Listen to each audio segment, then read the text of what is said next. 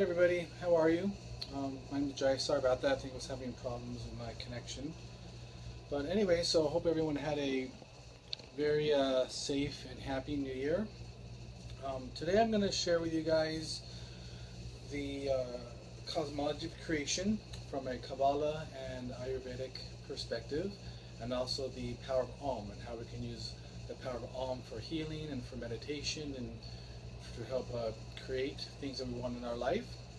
So, so let's go and get started. So what I'm going to share with you, first of all, the different references I'm going to be using is this book here. This is it's a Kabbalistic Bible. It's the first book of Genesis, written by, or edited by Yehuda Berg. It's pretty much the Bible that the Kabbalah Center uses. It's a very, very powerful book. This is an amazing, amazing book. So if anybody is interested in this book, you can get this over at the Kabbalah Center in North Miami Beach. I'll also be referencing Kabbalah for Laymen. This is a book that was written by Rav Berg. He's actually the founder or the dean of the Kabbalah Center. He recently passed away not so long ago, so the late Rav Berg. Another amazing book. For anyone who's interested in Kabbalah, it's a great resource. And then of course my Ayurvedic textbook. I actually am a graduate of Ayurvedic Healers. I got my associate's degree at Ayurvedic Healers a couple of years ago. So that's where I got my knowledge from Ayurveda. And also briefly, The 7 Secrets of Sound Healing from Jonathan Goldman. It's a very beautiful little book that kind of shares different secrets of sound healing, how sound healing works for the body. So I'm going to be referencing those books for this stuff, but also just kind of give you a little bit of background on myself. I'm a licensed massage therapist, Kundalini yoga instructor, an Ayurvedic practitioner, a sound healer, and a student of Kabbalah. I actually came across Kabbalah back in 2001 when I was living in Seattle, Washington. My father sent me some videotapes, some VHS tapes on some different Kabbalah courses at that time, and I was just blown away. I've never heard anything like what I heard from those tapes. So it just answered so many questions for me and opened up my mind, expanded me in so many different ways. So from that moment I was hooked on it, and I reached out to the Kabbalah Center over in California. They flew a teacher up and he stayed with me in Seattle for about a week, and together we co-created a Kabbalah introductory class. And then right when that class was done, I moved here to Miami to start going to the Kabbalah Center over in Miami Beach. That's where I got a lot of my knowledge from Kabbalah, but I'm just a student. I'll always be a student of Kabbalah and Ayurveda because these are my passions. And as for Ayurveda, that came across to me when I met Light and Brian Miller.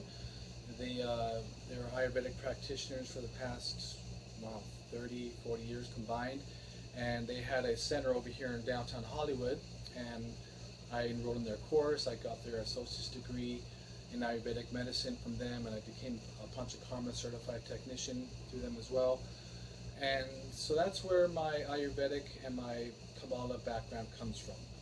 I'm not a Kabbalist, I'm not a Sazik, or I'm not anything like that. I'm just a student of Kabbalah who really is very passionate about the spiritual, healing, and movement arts. And the reason why I like Kabbalah and Ayurveda so much is because these are sacred sciences. These are sacred bodies of knowledge that have been around for more than 5,000 years.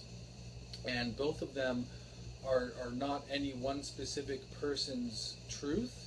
It's actually collective of different teachers and different sages throughout history that have combined to the different works of Kabbalah and Ayurveda. That's why I'm really drawn to those two sacred sciences, because it's not one person's truth. It's a collective of wisdom, a collective of a body of knowledge and wisdom that's has lasted throughout the throughout the ages. So that's the reason why I'm really drawn to those specific sciences, Kabbalah and Ayurveda. And so let's go ahead and begin. First, let's talk about the cosmology of creation from Kabbalah and Ayurvedic perspective. Why? Why these two different sources? Because when I first studied Kabbalah, I was like wowed by the information they shared me about creation, about why we're here, what this whole purpose of life is all about.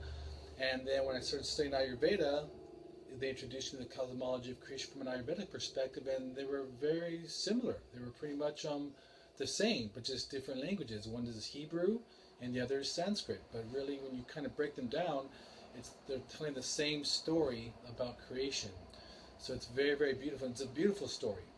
It's a beautiful story that actually I'll share with you a little bit later. But we actually see it all around us every day. You know, whenever we fall in love. So I'll go ahead and kind of share with you a little bit about that as well. But first, let's talk about the cosmology of creation, starting off from the Kabbalistic point of view, perspective. So Kabbalah begins their story of creation with an endless source, an endless sharing source that lacks nothing. It's a sharing force that, you know, there is no beginning, there is no end. Before time, space, motion, it's just an endless force of complete and total sharing. So in Kabbalah, it's the Ein Sof, or the endless world. And in Ayurvedic, it's Purusha, which is, again, it's the same thing, Purusha, endless world, but it's an endless force and that lacks nothing. It's just a force of complete, total sharing. And but then as this sharing force needs something that it has to share with. So then this endless force created a vessel or a sifrot or something to share with. So it created the second stage of creation was the creation of a vessel, something to receive what this endless force wanted to share with. So then that is, in Ayurveda, it's Prakriti, and of course in Kabbalah it's the endless soul. So now that we have an endless sharing force, we now have an endless soul receiving force, something to share, something to receive. And then we have the male and the female aspects of the creation. And then from there, the third stage of creation, we then have it where a self-awareness of this receiving force came into play, where this receiving force started to not only, well, it's kind of like an ego kind of sense, where the receiving force not only wanted to receive, but also then had a spark within it where it also wanted to share. And that's really where we start to get into this the whole process of the creation of the physical world, because once this receiving force wanted to share, it needed to have something to share with as well. And in that sense, that would be the Mahat, or the ego, the cosmic consciousness of it, self-awareness, basically, of this desire to not only receive, but then to also share as well. And so from that point, you have a shattering, or in Kabbalah, you have what's called bread of shame, which is like this, whenever you're receiving something, like a guilt of receiving something for nothing. And that's when in Kabbalah is called bread of shame. And in Ayurveda, we have that, whereas Vikriti, which again, that's kind of like the disease or the disconnection from source, where then this receiving force needed a way for it to also be able to impart and also to be able to share. And then from there you have the Big Bang, or the creation of the physical world, a shattering of the endless soul into sparks of individual souls of us, men and women, here on Earth. And that's why we're here now. We're here because this endless soul wanted something to share with. So then again, it separated, or had bread of shame, separated itself from the creative source. So then we could then experience what it's like to be like the Creator and also be able to share and receive at the same time. So we are now just individual souls now of this greater source, this greater, bigger picture, this big endless soul. So that's why we're here on Earth, is to again be able to create, to be able to share, and to be able to receive. This whole entire game, basically, that we have, this game of life. And what is it that we really, and again, this is all from Kabbalah and from Ayurveda. None of this is my own truth. This is nothing that I am coming up with. This is just all from the different texts from Kabbalah and Ayurveda that I've happened to study, and now I'm here sharing it with you. So why is this? So basically, what is it that we want to receive? We want to receive the ability to receive fulfillment. We want to receive fulfillment in everything that we can in our life, whether it's fulfilling health, fulfilling love, fulfilling prosperity, whatever it is. It's an endless fulfillment that we want. So the science of Kabbalah teaches us how to receive properly. It teaches us how to receive without having, without actually having short circuits, without actually disconnecting from the endless fulfillment which we could all truly have. So that's what the science of Kabbalah teaches. It teaches us how to receive properly, so we can receive endless fulfillment versus short-term fulfillment. And then there's a whole entire other layer to this cosmology of creation, which I'm not going to get into because it just goes on and on. But there's a three-column system. There's a level of receiving, level of sharing, and then there's a restriction process. There's a lot. And also that's parallel within Ayurveda too. You have three forces within Ayurveda. You have Rajas, Tamas, and Sattva. So there's so much that parallel each other with these two sacred sciences. But again, that's for another day, another time. And now we're just going to kind of focus and move into the Om aspect. How does Om, that sacred sound Om, how does that have to do with this whole creation process? Well, in Ayurveda, the Om, which is OM, is the primordial sound of creation. Pretty much they teach that Om pretty much vibrates throughout nature, that this Om frequency, which is 432 hertz, is the vibratory frequency that is throughout nature. So that is why Om is a primordial sound of creation. And in the book of Genesis, what's interesting, I'll share with you. It says, in the beginning God created the heavens and the earth. The earth was without form and empty. Darkness was over the surface of the deep, and the Spirit of God hovered over the waters. And God said, "Let there be light." And there was light. So the whole key about that is that God said. God uttered a sound. It wasn't just God said, "Let there be light," and then there was light. God said, He uttered, or I'm not even saying it was a He, but this endless force of creation emitted a sound. And this sound, personally, from Ayurveda, is the sound Om. And from that Om was light. And from Om, that's how the creation of this whole physical universe was created, from the sound Om, which again is throughout nature. It's the sound that permeates through all living things, through nature, through everything that vibrates, basically. Nothing is solid, everything's vibratory, and that vibratory frequency, which is found throughout nature, is again Om, which is the 432 hertz frequency. So what's beautiful is that our bodies are beautiful toning vehicles. We actually tone, and whenever we chant Om, we tone it at 432 hertz. That's what this man says, Jonathan Goldman.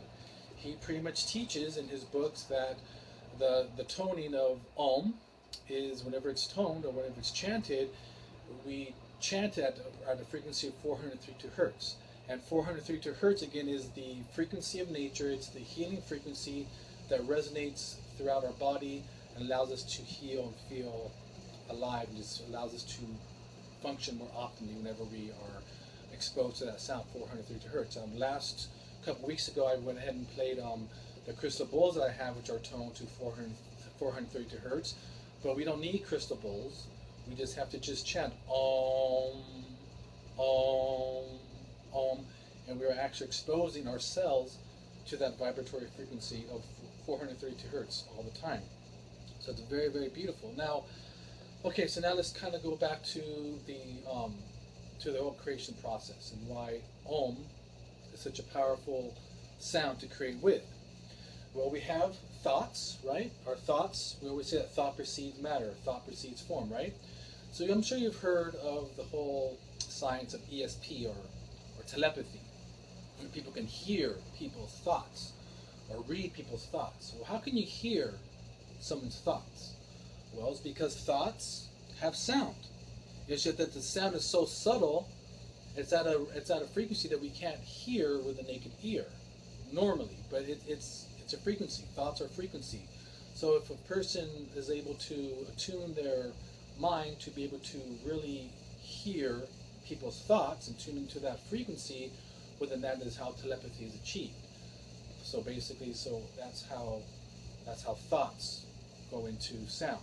And then of course, sound creates form. So we have thoughts that are sound, that can be heard, and it's a subtle sound.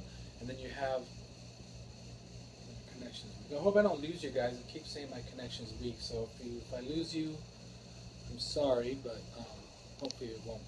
But anyway, so we have thoughts again, which are sound, but it's subtle sound, and then that sound creates form. So thought, sound, and sound creates form, and the form that creates is this form. This is the Sri Yantra. There's a sacred geometrical shape or pattern that some people say whenever Om is chanted, this is a shape, the form that is created when you chant Om. So we do create when we chant Om. But Om is a primordial sound of creation, so we're able to create anything with this sound of Om. So as we're chanting the Om, I'm inviting you to visualize and set an intention as to what it is you want to create. Since we now just entered a whole new year, we're on January 2nd today, we have the ability to start off with a clean slate for this coming up year.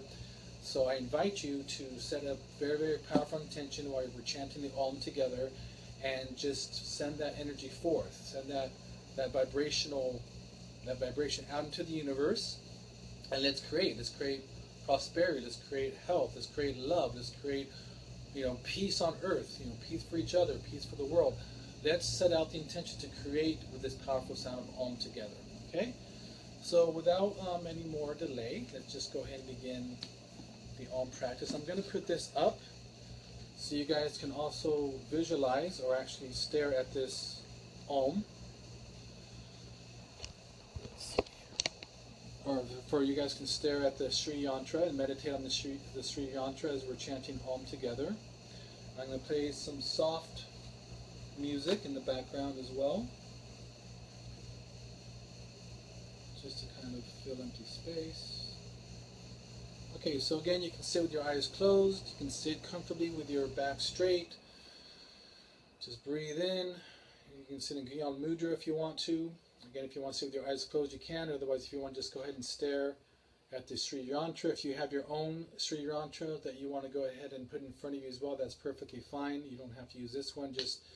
It's always good to have this visual because, again, this is the form that some say is created whenever we chant Om. Now, some of the benefits that you will achieve or that you may receive by chanting Om is, again, you're able to awaken certain faculties whenever you chant Om or whenever you meditate on this particular shape. It's said to open up intuition. It's said to open up the pineal gland, the pituitary gland for psychic awareness, and many other faculties are awoken whenever we're chanting Om. Now, I used to participate in these Om healing circles, and we would chant Om for 45 minutes straight. And my experience after chanting Om for 45 minutes straight is that literally, without a lie, my cells would be vibrating. I would be vibrating like vigorously, like my whole body internally would just have this sensation of just vibrating. And that's because, again, since it's such a powerful tone, I believe that it makes the cells vibrate. So we are really doing some sacred sound healing to our cells at a cellular level, and it's super powerful. We're not going to be chanting Om for 45 minutes, but we're going to be chanting it for 11 minutes. But again, you can always chant 45 minutes on your own whenever you want. Okay. So with that being said, if everyone's ready, make sure you have your Sri Yantra in front of you. If not, you can use this one. Again, sit up straight, nice and tall. We're going to only do it for 11 minutes together. So let me get my timer on. Okay, let's get the music.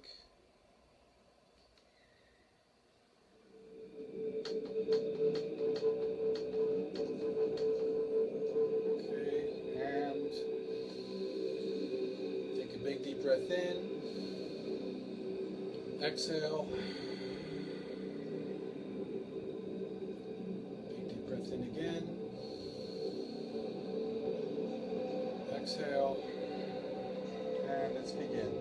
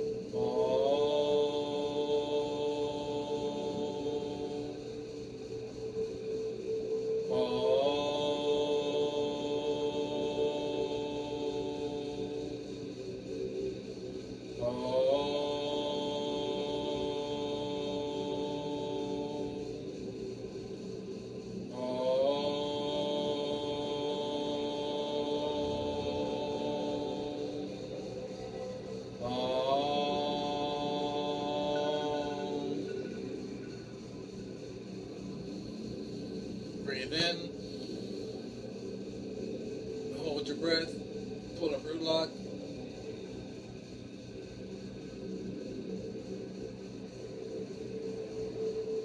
And exhale. Breathe in again. Hold the breath, pull up root lock.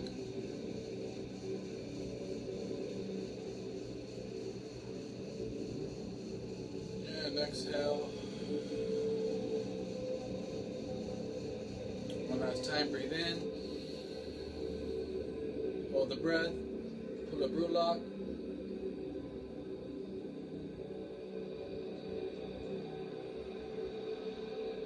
And exhale. Shake it out. Good.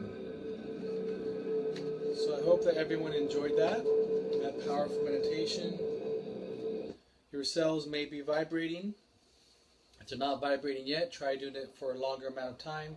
Again, 45 minutes for me is a sure enough time to really feel the vibratory effects of this powerful chant, the chant of Om, which again is a primordial sound of creation. Whenever this sound is chanted, we chant at a frequency of 432 hertz, which is the frequency found all throughout nature. And again, to kind of recap what I shared with you a little bit earlier about the cosmology of creation from a Kabbalistic and Ayurvedic point of view, that again, these two sacred sciences have been around for more than 5,000 years, and they share common parallels between both of them. And one of the common parallel is a cosmology story. They're the whole story of creation. Again, the whole story from a Kabbalistic and Ayurvedic perspective, or the Kabbalistic perspective, is that there was endless creative source, this endless sharing source, that again, it being an endless source of sharing, wanted something to share with. So then they created a vessel, a receiving force to share. And this receiving force is the feminine aspect of the creator, and the sharing force is the masculine aspect. In Ayurveda, that's Purusha. Purusha is the endless sharing force, and Prakriti is the receiving force. And in Kabbalah, this receiving force started to become aware of itself, and so this awareness of itself then started to give birth to a desire for it to also share rather than just receive. And in Ayurveda, that is the Mahat, or the cosmic consciousness, the awareness of self. And then after this awareness of self came around, in Kabbalah, they're created bread of shame, which again was this receiving for nothing. So then once this receiving for nothing happened in the endless receiving vessel, it broke away, actually or restricted from receiving, and then you have this big shattering of this endless soul into individual souls or individual sparks of men and women here on earth in this creation of the physical realm that we have. And in Ayurveda, it is Vikriti, or the disconnection from source, or the disease, where disease comes into play. And again, so we can all have this playground, so that we can then also experience what it's like to be like the creator, so we can create, so that we can also share, so we can have a balance of receiving and sharing. And so then, to kind of go back, actually I didn't share this before, but how do we see that in our everyday life? And as I mentioned, is when we fall in love. When a man or when a woman falls in love, especially when a man, I know just personally me speaking, when I fall in love, or when I have a desire to connect with a woman, have the sharing force is aroused within me, and I really want to share, I want to impart, I want to give them, I want to be with them, I want to share with them. I'm just there. I'm present. I'm always present. And if they call me for something, I'm always there. Just this sharing force is just awoken within me, and I'm just always wanting to be present around the woman that I want to share with. And then of course the woman, she also is a receiving force. So how does that happen? When a man and woman, when they make love, that masculine force and the woman, the feminine force, they come together, they start to make love, they're sharing and receiving, they're in exchanges energy of giving and receiving. And then what happens, a woman then, or a man and a woman, they climax, a big bang happens, and they give birth. Seeds are spilled, and they give birth to then a child. And that child is a whole entire universe created in itself. And why? So they can then share with this child. And they can then experience what it's like to be like God. And they create life. And they create a child. Just the same thing that happened up in the upper worlds is the same thing that happens in the lower worlds whenever a man and woman make love. We experience the same process of creation over and over and over. That's why I believe that making love feels so good. Because it's the ultimate experience of what it's like to be like God. That creative essence, that creative force is generated, that masculine and feminine energy is being exchanged, everything's being aroused, and then you have that big spark, that big bang, which shattered into the individual souls of sparks and of men and women. Same thing happens when a man and woman, when they climax, when the man releases sperm in the woman, that big climax happens, that big bang happens, and again, you plant the seed and life is created. So as above, so below. As in the heavens, that's how the universe is created, and then whenever a man and woman make love, they create a universe in the form of a child. It's a very, very beautiful story, and both of these cosmologies from Ayurveda and Kabbalah are very, very parallel. Again, if you want to find out more about Kabbalah, I invite you to go to the Kabbalah Center in North Miami. If you desire to become an Ayurvedic practitioner, I invite you to go to ayurvedichealers.com and reach out to Brian and Light Miller. They're masters of Ayurveda. They have classes and trainings for people who want to become practitioners in Ayurveda. They offer an online course right now because they now live in Puerto Rico. They're no longer here. And that's all for today, you guys. So I just want to wish again everybody a very, very happy New Year.